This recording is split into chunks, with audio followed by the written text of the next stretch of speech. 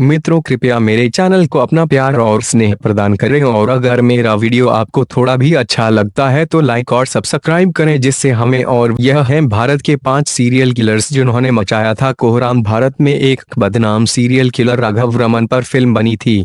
यह एक ऐसा सीरियल किलर था जिसने 60 के दशक में कोहराम मचाया था। लेकिन केवल राघव रमन ही नहीं बल्कि भारत में ऐसे कई बेरहम हत्यारे हुए हैं जिन्होंने अपने पागलपन के चलते अलग अलग दशकों में आतंक फैलाए रखा। आइए जानते हैं इनके बारे में। राघव रमन 1960 के दशक में मुंबई और इसके उपनगरों में आतंक फैलाने के लिए जाना जाता है। रमन एक सीजोफ्रेनिक सीरियल किलर था जो खास तौर पर गरीब, फुटपाथ पर रहने वालों और भिखारियों को अपना निशाना बनाता था।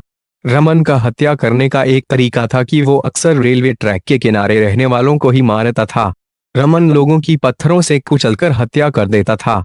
जब रमन पकड़ा गया तो उसने माना कि उसने 23 लोगों की हत्या की है। इसके पहले उसे अपनी बहन के साथ दुष्कर्म और उसकी हत्या के लिए भी जेल हुई थी।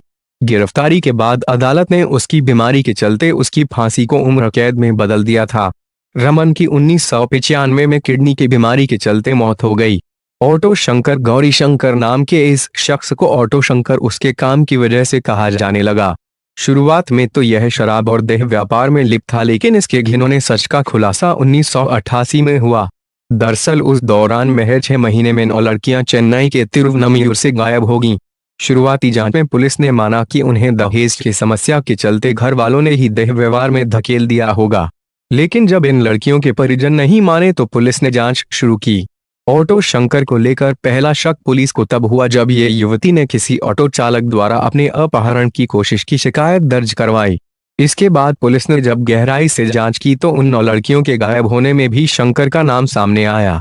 शंकर अपने शिकारों को अगवा कर ग्राहकों के पास भेजता जो उनसे दुष्कर्म करते और बाद में शंकर उन्हें मारकर उनका अंतिम संस्कार कर देता और उनकी राख समुद्र में बहा देता।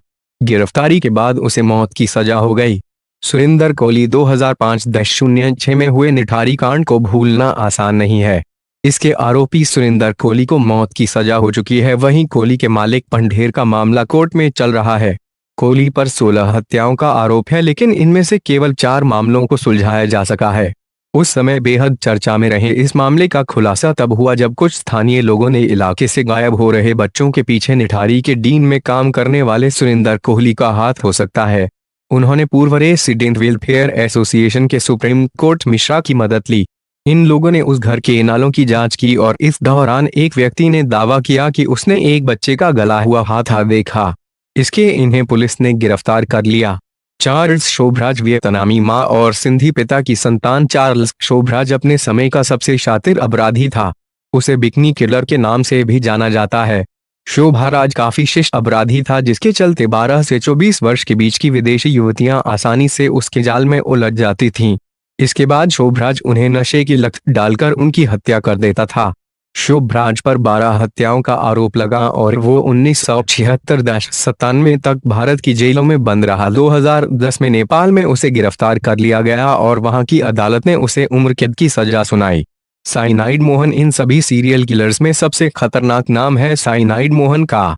मोहन कुमार उर्फ आनंद कुलाल एक प्राइमरी स्कूल टीचर था, लेकिन उस पर 5 साल में 20 लड़कियों की हत्या का आरोप है।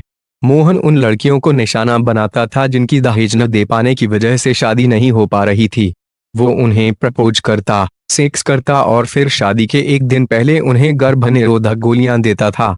असल में यह गोलियां गर्भ निरोधक नहीं बल्कि साइनाइड की होती थीं। मोहन को 2013 में फांसी की सजा हो गई। यह है भारत के 5 सीरियल किलर्स जिन्होंने मचाया था कोहराम।